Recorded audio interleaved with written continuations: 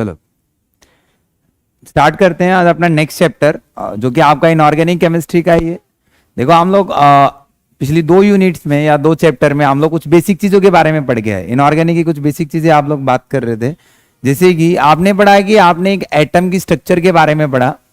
किसके बारे में पढ़ा बेटा? एक एटम की स्ट्रक्चर। फिर आपने पता किया है कि एक एटम एग्जैक्टली पीरियोडिक टेबल में क्या पोजीशन रखता है, मतलब इस एटम के लिए इसका ग्रुप नंबर क्या होगा in the periodic table. Sir इस एटम का पीरियड नंबर क्या होगा, राइट? ग्रुप नंबर क्या होगा और पीरियड नंबर क्या होगा। ये सब आइडेंटिफाई करने के बाद आपने पढ़ा कि इस एटम की प्रॉपर्टीज क्या होंगी, प्रॉपर्टीज ऑफ एटम। तो ये सारी चीजें हम लोग पढ़ चुके हैं। क्लियर है क्या? इसको आपने नाम दिया था एटॉमिक स्ट्रक्चर। एक एटम की स्ट्रक्चर आपने पढ़ी जिसको नाम दे रहे थे क्या? Atomic structure. और ये सब आपने पढ़ा किसमें? Periodic table. किसमें पढ़ा बेटा? अभी हम लोग नेक्स्ट चैप्टर इंट्रोड्यूस करेंगे जो कि आपका क्या होगा? Chemical bonding. क्या होगा? Chemical bonding. इनसे रिलेटेड है। लाइक अब हम लोग बात करेंगे एक एटम दूसरे एटम के साथ कैसे जुड़ सकता है, एक एटम किसी दूसरे एटम के साथ कैसे कंबाइन कर सकता है, वो हम लोगों को सीखना है। क्या देखा गया? जितने भी आपके पास टोटल नंबर ऑफ एलिमेंट्स है एक्सेप्ट नोबल गैसेस, सारे के सारे एटम्स या एलिमेंट्स आपस में कंबाइंड फॉर्म में पाए जाते हैं। किसमें पाए जाते हैं? अब वो कंबाइंड स्टेट को क्या कहते हैं और कंबाइन करके क्या बनाते हैं, वो सारा का सारा हम लोगों को इस चैप्टर में पढ़ना है। कैसे? लाइक मैं आपको कहूं कि अपने पास क्या हो रहा है कि एक एटम है। देखो हम लोग केमिकल बॉन्डिंग की बात कर रहे हैं, इंट्रोड्यूस कैसे हुआ उस चीज को हम लोग समझ रहे हैं, राइट भाई? तो मैंने कहा है कि आपके पास सर एक एटम है और अपने पास एक दूसरा एटम है। आप बात कर रहे हो कि जितने भी एटम है सबके सब कंबाइंड स्टेट में मिलते हैं, फ्री स्टेट में कोई नहीं मिलता है एक्सेप्ट नोबल गैसेस।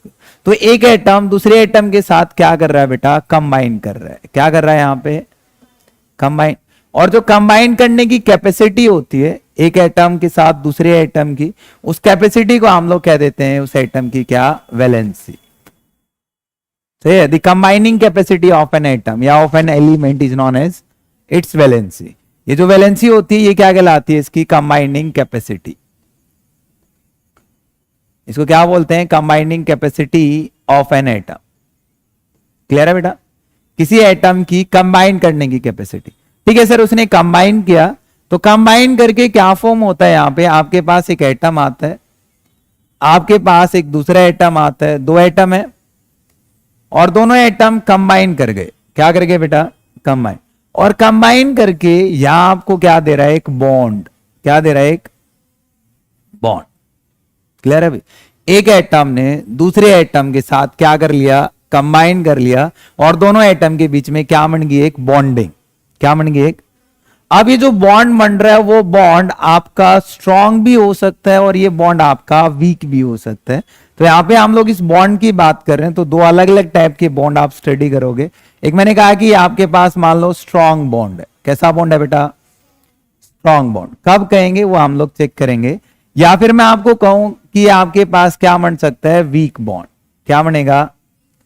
अच्छा देखो, ये एटम एग्जैक्टली कंबाइन क्यों कर रहा है? आपके माइंड में क्वेश्चन आ रहा होगा कि व्हाई डू एटम कंबाइंस।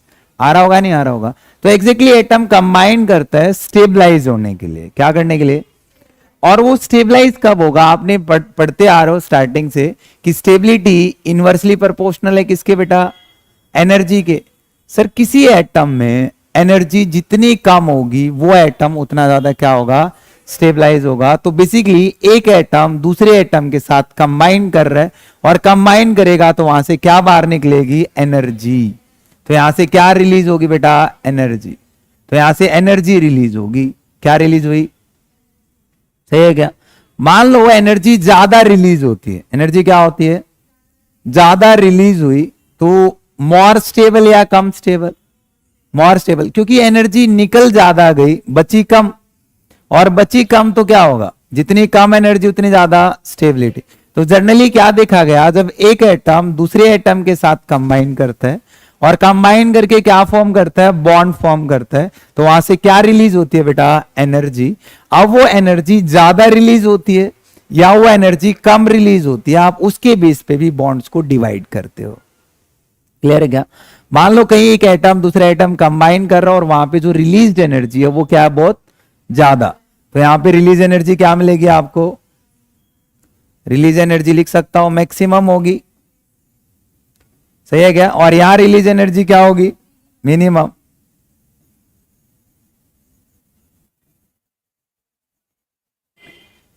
सही है भाई, जब आप दो एटम आपस में कंबाइन हो रहे होंगे तो वहां पे जो रिलीज एनर्जी होगी वो ज्यादा से ज्यादा किस में मिलेगी, स्ट्रॉन्ग बॉन्ड में, और वीक बॉन्ड में क्या होगी, वो एनर्जी आपकी कम से कम होगी।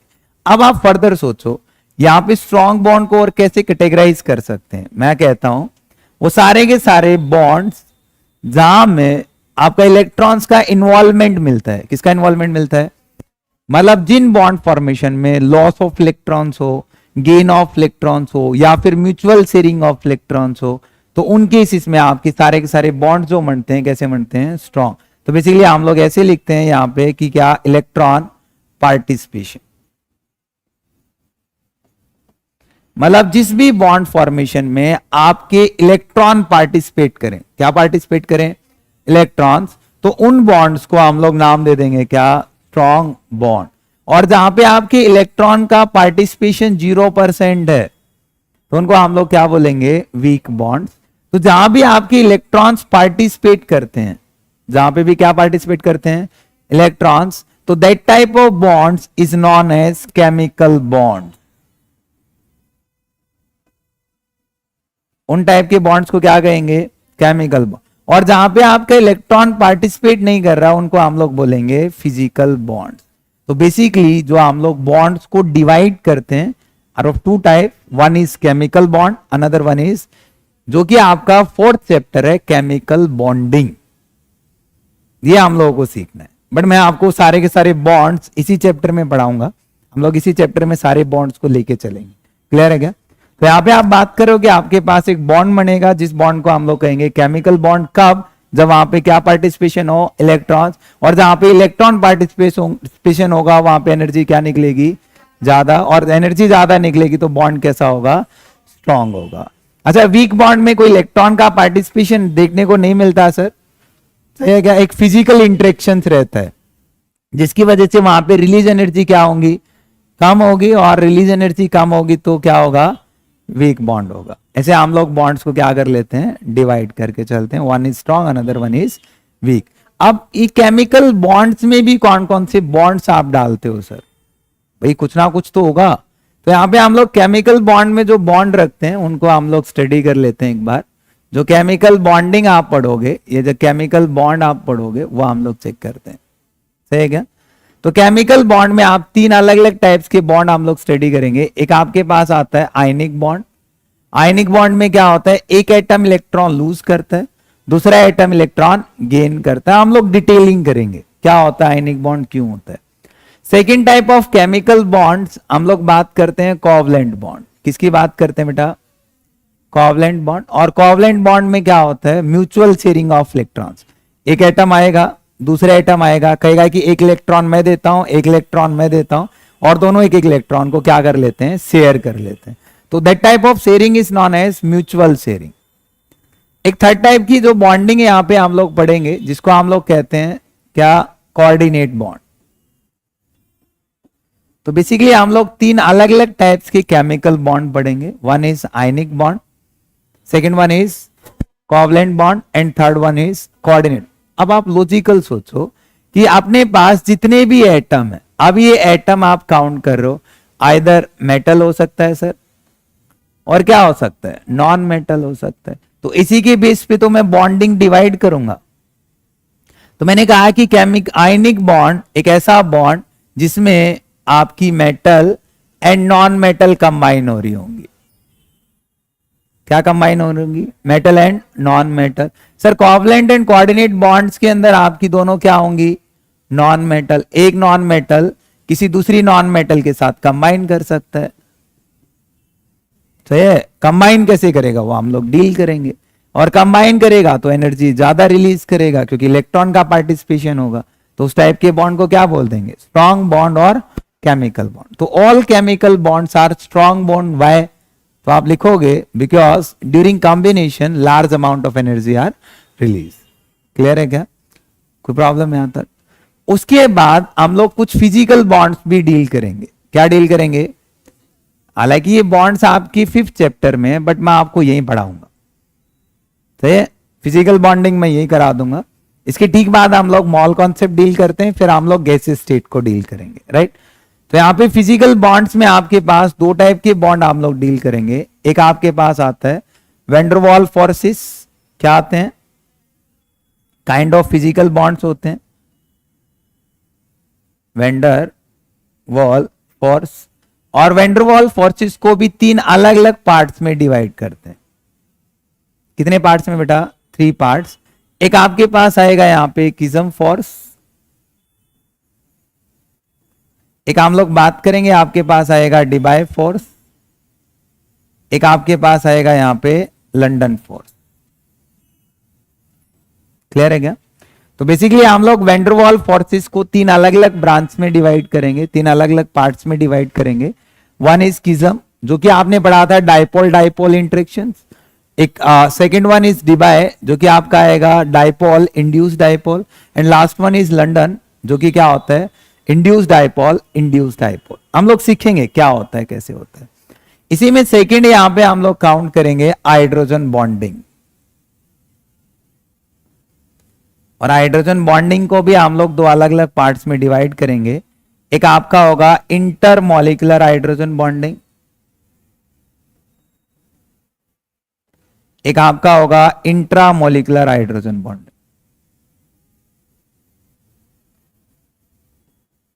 हाइड्रोजन बॉन्ड्स भी कितने टाइप के होंगे बेटा? 2 टाइप के। One is intermolecular and second one is intramolecular. मतलब 2 अलग अलग मॉलिक्यूल के बीच में है या फिर एक ही मॉलिक्यूल के बीच में है।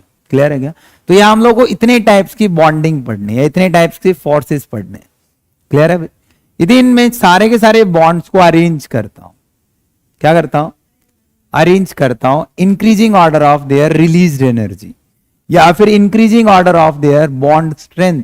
कहां कौन सा कितना स्ट्रांग बनाएगा, तो सबसे ज्यादा स्ट्रॉन्गर कौन सा होगा? किसके केस में सबसे ज्यादा एनर्जी रिलीज होगी और क्यों होगी? देखो आयनिक बॉन्ड आपकी क्या होते हैं? Loss and gain of electron होते हैं। अभी हम लोग 1 बाय 1 आएंगे, हम लोग तब भी समझेंगे उस चीज को। तो मैं आपको जो बॉन्ड स्ट्रेंथ का ऑर्डर यहां पे अरेंज करता हूं, जो स्ट्रॉन्गर बॉन्ड आएगा बॉन्ड स्ट्रेंथ का ऑर्डर, या फिर मैं कह सकता हूं जो रिलीज एनर्जी का ऑर्डर। भाई जितनी एनर्जी रिलीज होगी उतना ज्यादा स्टेबिलिटी होगा, या फिर हम लोग कह सकते हैं स्टेबिलिटी का ऑर्डर। बात तो एक ही है ना। तो सबसे ज्यादा जो बॉन्ड स्ट्रेंथ होती है, जो स्ट्रॉन्गर बॉन्ड आपके पास होता है, वो हम लोग कंसीडर करते हैं आयनिक बॉन्ड। क्यों करते हैं उसकी एक्सप्लेनेशन आगे आएगी। अभी हम लोग बहुत बेसिक बात कर रहे हैं। किसको डील करते हैं? आयनिक बॉन्ड, क्योंकि आयंस बनते हैं और आयंस के बीच में अट्रैक्शन फोर्सेस स्ट्रांग होते हैं। क्या होते हैं? स्ट्रांग। डील करेंगे। सेकंड हम लोग बात करेंगे यहां पे आपके पास कोवलेंट। भाई आपको ये तो पता है कि केमिकल बॉन्ड स्ट्रांग बॉन्ड्स होते हैं, तो पहले मैं केमिकल बॉन्ड को रखूंगा, फिर किसको रखूंगा? फिजिकल बॉन्ड्स को। सही है क्या? केमिकल बॉन्ड में सबसे पहले क्या आया? आयनिक। फिर क्या आएगा? कोवलेंट। और कोवलेंट और कोऑर्डिनेट बॉन्ड की जो स्ट्रेंथ होती है वो अप्रोक्स एक जैसी होती है। क्लियर है क्या? कोवलेंट बॉन्ड, कोऑर्डिनेट बॉन्ड, सारे के सारे केमिकल बॉन्ड्स खत्म हो गए। फिर उसके बाद आपके पास आएगा हाइड्रोजन बॉन्ड। कौन से बॉन्ड आएंगे? Hydrogen bond. और हाइड्रोजन बॉन्ड के बाद आपके पास आएगा वैन डर वाल। बट वैन डर वाल में भी क्या सर? माइंड चलेगा। तो वैन डर वाल में हम लोग बात करेंगे, सबसे पहले जो फोर्स आएगा वो आएगा किज्म। किज्म के बाद आपके पास आएगा डिबाय। डिबाय के पास बाद आपके पास आएगा लंदन। क्लियर है क्या? कोई प्रॉब्लम?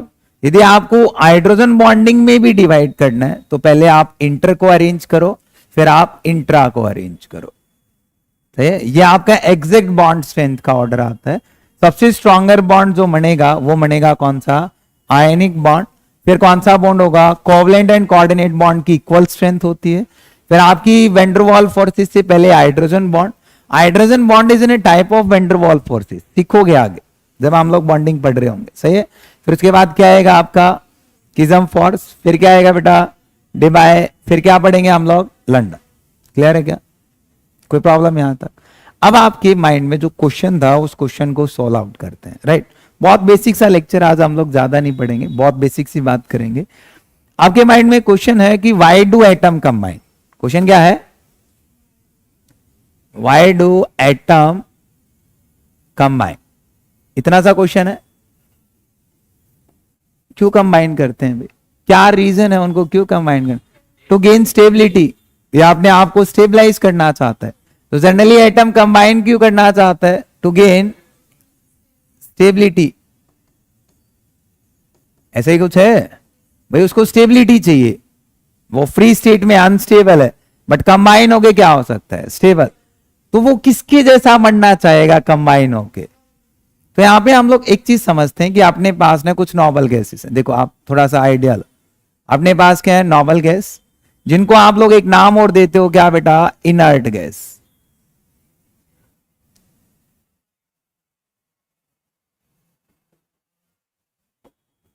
नॉबल गैसेस या फिर क्या होती हैं, इनर्ट गैस। इनको नॉबल क्यों कहते हैं, क्योंकि रिलैक्स माइंड की हैं, किसी के साथ झगड़ा नहीं करती, शांत पड़ी रहती हैं। इनर्ट क्यों कहता हूं, क्योंकि किसी के साथ भी रिएक्ट नहीं करती, और जब रिएक्ट नहीं करेगी तो इसका मतलब वो इंडिविजुअल स्टेट में खुश है, किसी के साथ कंबाइन नहीं करना चाहेगी। तो कोई भी एटम इनके जैसा बनना चाहेगा, नहीं बनना चाहेगा। एक और रीजन अपने पास है कि इनके जैसा ही क्यों, आपने सारे नॉबल गैसेस लिखो, आपके पास हीलियम है, हीलियम के बाद नियॉन है बेटा, नियॉन, आर्गन, क्रिप्टॉन, जिनॉन, और क्या आता है, रेडॉन। रेडॉन आपका रेडियो एक्टिव है, ठीक है। हीलियम का एटॉमिक नंबर कितना होता है, यहां पे यदि हम लोग एटॉमिक नंबर की बात करते हैं तो एटॉमिक नंबर ऑफ हीलियम आपका होता है 2। नहीं, हर ग्रुप का नहीं होता, वो आपके कुछ एलिमेंट्स आते हैं, आगे सीखेंगे।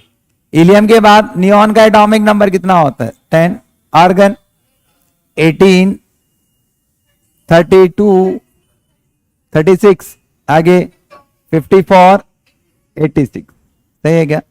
इलेक्ट्रॉनिक कॉन्फ़िगरेशन लिखना है इसकी, क्या आएगी, 1s2, इसकी 1s2, 2s2, 2p6, यहां पे 1s2, 2s2, 2p6, 3s2, 3p6, आगे क्या आ जाएगा, 4s2, 4p6, आगे क्या आ जाएगा, 5s2, 5p6। क्या आपको कुछ दिख रहा है यहां पे, यहां पे हम लोग एक चीज ऑब्जर्व कर पा रहे हैं, वो चीज है क्या सर, जितने भी आपके पास नॉबल गैसेस हैं एक्सेप्ट हीलियम, एक्सेप्ट हीलियम, जितने भी नॉबल गैसेस हैं सबके आउटर मोस्ट में 8 इलेक्ट्रॉन, यानी outer most shell contain how many electrons, 8 electron. समझ आ रहा है भाई, आउटर मोस्ट में कितने इलेक्ट्रॉन है बेटा, 8। एक तो रीजन मुझे समझ आ रहा है। सेकंड में कहता हूं, जितने भी केसेस आप चेक करो, 2p आप चेक करो, 3p आप चेक करो, 4p आप चेक करो, सारे के सारे कंप्लीटली फिल्ड है, मतलब फुल्ली फिल्ड है। कैसे हैं बेटा, और हम लोगों को सिखाया गया है इससे पहले वाले चैप्टर्स में कि half filled and fully filled atomic orbitals are more stable. Why more stable? Because they have high exchange energy and they are highly symmetrical, और symmetry leads to stability। तो यहां पे हम लोग कहते हैं fully filled क्या होते हैं, more stable। भाई जब वो ज्यादा स्टेबल है तो किसी के साथ जुड़ना चाहेगा, तो जुड़ना नहीं चाहेगा तो इनकी कंबाइनिंग कैपेसिटी क्या होंगी, 0। भाई ये कंबाइन नहीं करना चाहता, तो कोई भी एटम किसके जैसा बनना चाहेगा, नॉबल गैस। और क्यों बनना चाहेगा, क्योंकि ये सारे के सारे स्टेबल हैं, और स्टेबल के लिए बाकी एटम्स को क्या चाहिए, आउटर मोस्ट में 8 या फिर कितने, 2। सही है बेटा, मैं क्या कह रहा हूं, किसी भी एटम को आउटर मोस्ट में क्या चाहिए, इलेक्ट्रॉन्स 8। यदि वो 8 रखता है तो फुल्ली फिल्ड हो जाएगा, क्या हो जाएगा, फुल्ली फिल्ड। बट आपके हाइड्रोजन जैसे एटम है, लिथियम है, उनको डुप्लीट पूरी करनी होती है, वो किसके जैसे बनेंगे। इसी चीज को चेक करते हुए एक रूल दिया गया जिसको हम लोग कहते हैं ऑक्टेट रूल। क्या नाम दिया गया, ऑक्टेट रूल। क्लियर है यहां तक, समझ आ रहा है। देखो ऑक्टेट रूल क्या कहता है, यहां पे ये चीज क्लियरिटी हम लोगों के पास है कि एटम कंबाइन करेगा और कंबाइन करके किसके जैसा बनना चाहेगा, नोबल गैस, क्योंकि नोबल गैस फुल्ली फिल्ड होता है और फुल्ली फिल्ड के लिए आउटर मोस्ट में हाउ मेनी इलेक्ट्रॉन्स, 8 इलेक्ट्रॉन या फिर 2 इलेक्ट्रॉन। तो इसी चीज को सॉल्व किया दो साइंटिस्ट ने, एक साइंटिस्ट आया लेविस और दूसरा कौन था बेटा, and Kossel, Lewis and Kossel approach ऐसे बोला जाता है। इन्होंने एक रूल दिया जिस रूल को कहा गया ऑक्टेट रूल। क्या कहा गया बेटा, कोई भी एटम कंबाइन करने के लिए किस रूल को फॉलो करेगा, ऑक्टेट रूल को। किसको फॉलो करेगा, समझ आ रहा है बेटा, किसको फॉलो करेगा। और ऑक्टेट रूल का मतलब क्या है कि कोई भी एटम अपने आउटर मोस्ट में, किसमें बेटा, अपने आउटर मोस्ट में, यानी कोई भी एटम अपने आउटर मोस्ट सेल में कितने इलेक्ट्रॉन रखना चाहेगा, 8 इलेक्ट्रॉन। और why 8, why not 10, why not 20, क्योंकि नोबल गैस के आउटर मोस्ट में 8 इलेक्ट्रॉन है और वो किसी के साथ जुड़ना नहीं चाहते, तो इसलिए सारे एटम नोबल गैसेस को फॉलो करना चाहते हैं। समझ आ रहा है क्या। तो इसलिए हम लोग कहते हैं कि ऑक्टेट रूल कहता है कि कोई भी एटम किसी एटम के साथ कंबाइन इसलिए करना चाहता है, किसी अदर एटम के साथ इसलिए कंबाइन करना चाहता है क्योंकि उसको अपने आउटर मोस्ट में 8 इलेक्ट्रॉन चाहिए। या फिर ऐसे कह सकते हैं इन केस ऑफ हाइड्रोजन आप लोग बात करते हो duplet, in case of hydrogen lithium helium जैसे, तो यहां पे आता है डुप्लेट का मतलब outer most shell contain how many electrons, 2 electron. समझ आ रहा है क्या। यदि एटम आउटर मोस्ट में 2 इलेक्ट्रॉन रखता है तो क्या बनाएगा, डुप्लेट। 8 इलेक्ट्रॉन रखता है तो क्या बनाएगा, ऑक्टेट। सही है क्या। चाहे उसको इलेक्ट्रॉन देने पड़े, चाहे उसको इलेक्ट्रॉन लेने पड़े, चाहे किसी के साथ म्यूचुअल शेयर करना पड़े, तो उसको क्या करेगा, वो अपनी ऑक्टेट को कंप्लीट करेगा। क्या करेगा, कंप्लीट करेगा। कैसे, एग्जांपल देके समझा सकता हूं। देखो, इन केस ऑफ आयनिक बॉन्ड, हम लोग अभी स्टार्ट नहीं कर रहे हैं आयनिक बॉन्ड क्या होता है, बट मैं थोड़ा सा आइडिया दे रहा हूं, ठीक है, क्योंकि मुझे कॉन्सेप्ट को समझाना है। तो आयनिक बॉन्ड में क्या होता है कि आपके पास एक मेटल है और आपके पास क्या होती है, एक नॉन मेटल होती है। नेक्स्ट टॉपिक है आपका आयनिक बॉन्ड ही होगा, बट अभी हम लोग बहुत जनरल बात कर रहे हैं। यहां पे एक एटम इलेक्ट्रॉन लॉस करता है, यहां पे लॉस ऑफ इलेक्ट्रॉन मिलेगा, और दूसरा एटम क्या करेगा, गेन ऑफ इलेक्ट्रॉन। क्योंकि आपको पता है कि मेटल की टेंडेंसी क्या होती है, इलेक्ट्रॉन लॉस करने की, नॉन मेटल की टेंडेंसी क्या होती है, इलेक्ट्रॉन गेन करने की। तो आपके पास एक NaCl हम लोग ले लेते हैं, 2 एटम है, one is Na another one is Cl। Na की इलेक्ट्रॉनिक कॉन्फ़िगरेशन लिखो, Na का एटॉमिक नंबर कितना होता है, 11। क्लोरीन का एटॉमिक नंबर कितना होता है, 17। तो आप इलेक्ट्रॉनिक कॉन्फ़िगरेशन लिखोगे तो आपको कुछ समझ आएगा। लिखना भाई, 1s2 2s2 2p6 3s1। Outer most में कितने, यहां काउंट करो, 1s2 2s2 2p6 3s2 3p5। Outer most में कितने, 7। कितने भाई, 1। इसको आउटर मोस्ट में 8 इलेक्ट्रॉन करने के लिए कितने इलेक्ट्रॉन्स की रिक्वायरमेंट है, 1। तो ये 1 इलेक्ट्रॉन लेगा या 7 देगा, तो यहां पे 1 इलेक्ट्रॉन का गेन होगा या लॉस होगा, भाई 1 इलेक्ट्रॉन लेगा, और ये 1 इलेक्ट्रॉन का। यदि सोडियम 1 इलेक्ट्रॉन का लॉस करा दे तो आपके पास Na पॉजिटिव बनेगा, तो आपके पास आउटर मोस्ट में क्या बन जाएगा, 1s2 2s2 2p6। भाई नोबल गैस कॉन्फ़िगरेशन आई या नहीं आई, अरे आउटर मोस्ट में 8 इलेक्ट्रॉन हुए नहीं हुए, यहां काउंट करो। यदि ये 1 इलेक्ट्रॉन ले लेता है तो क्या बनेगा, Cl नेगेटिव।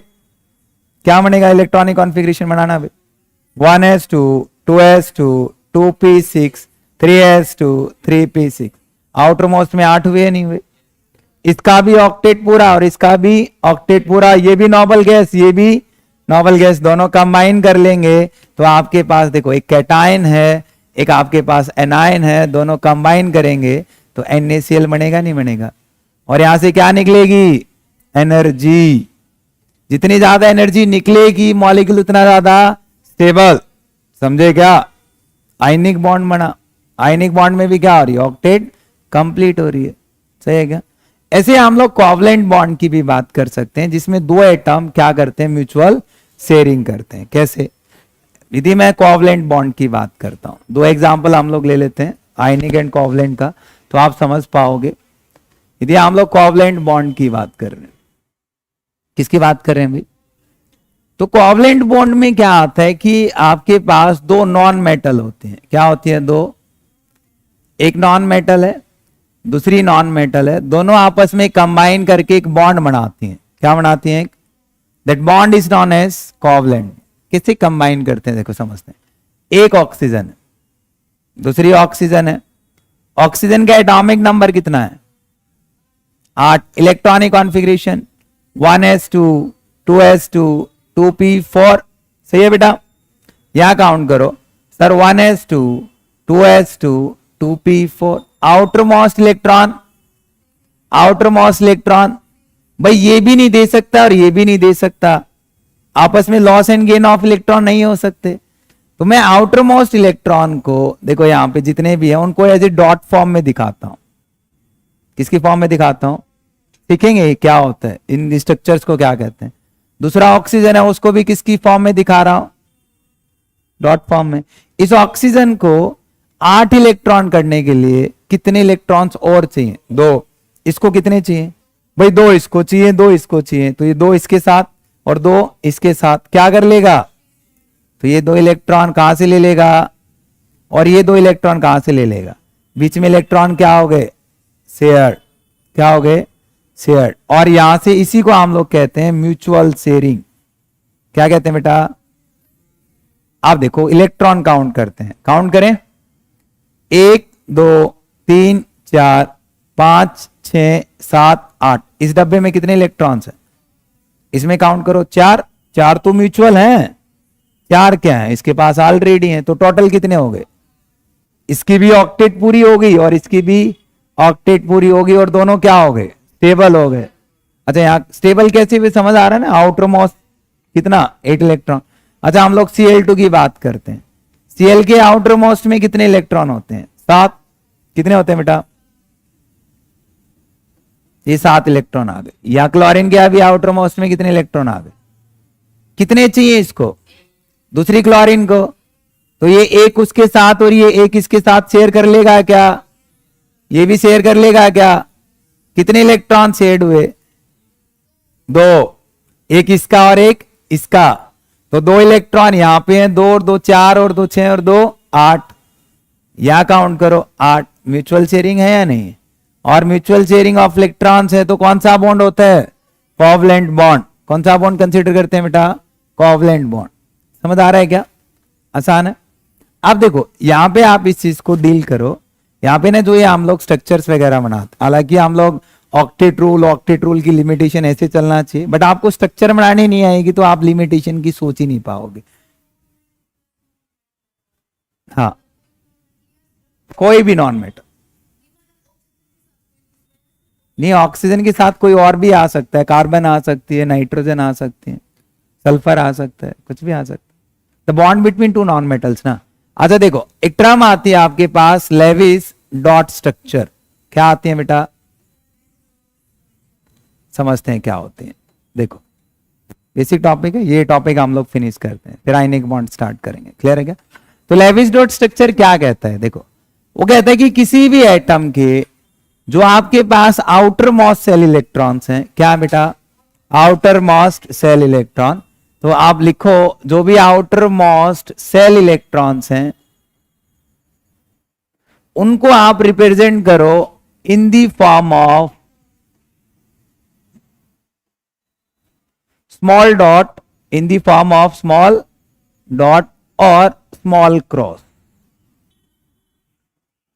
यानी जितने भी आपके पास आउटर मोस्ट सेल इलेक्ट्रॉन्स हैं उन आउटर मोस्ट सेल इलेक्ट्रॉन्स को आप किसकी फॉर्म में रख सकते हो? In the form of small dot या फिर in the form of small cross. कैसे समझते हैं? देखो एग्जांपल ले लेते हैं। हम लोग सेकंड पीरियड लेते हैं। क्या लेते हैं बेटा? बोलना एलिमेंट। लिथियम, फिर क्या आएगा? Beryllium, boron, carbon, nitrogen, oxygen, fluorine, neon. ऐसा ही कुछ है। एटॉमिक नंबर बोलो इन सब के। इसका एटॉमिक नंबर कितना होता है? 3 4 5 6 7 8 9 10। क्लियर है बेटा?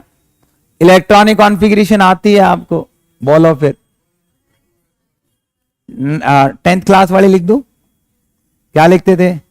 2 1, यहां पे 2 2, यहां पे 2 3, यहां पे 2 4, यहां पे 2 5, 2 6, 2 7, 2 8। आउटर मोस्ट सेल इलेक्ट्रॉन्स पता है? ये क्या कहलाएंगे आपके? Outer most shell electron. सही कह रहा हूं क्या? क्या बोलेंगे इनको? अच्छा, इनकी लेविस डॉट स्ट्रक्चर क्या बनेगी? हम लोग इनकी लेविस डॉट स्ट्रक्चर लेते हैं, ठीक है? मैंने बताया कि जितने भी आपके पास आउटर मोस्ट सेल इलेक्ट्रॉन्स हैं, क्या बेटा, उनको आप रिप्रेजेंट करो in the form of small dot.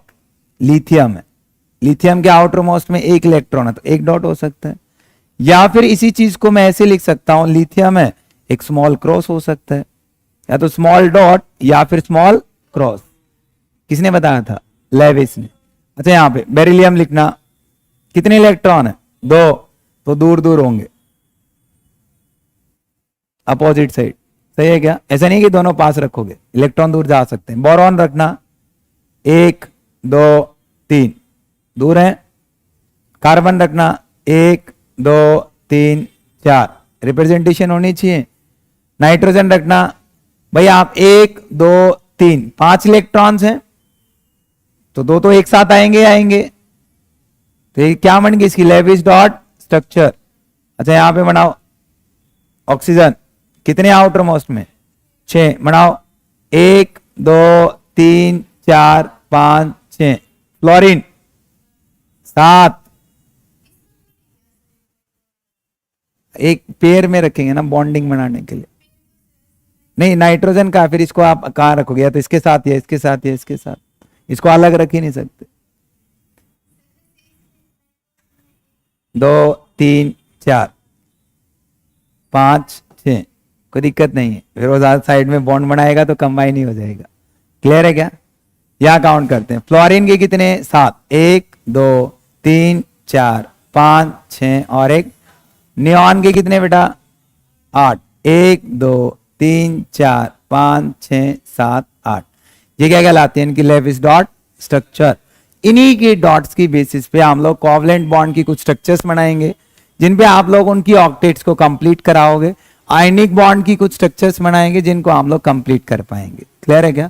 फिर हम लोग covalent bond and ionic bond पढ़ के फिर इसकी कुछ लिमिटेशंस हैं ऑक्टेट रूल की, फिर बाद में बात करेंगे, क्योंकि आपको बेसिक सब आता होगा। मैं पहले लिमिटेशन नहीं बताऊंगा। क्लियर है भाई?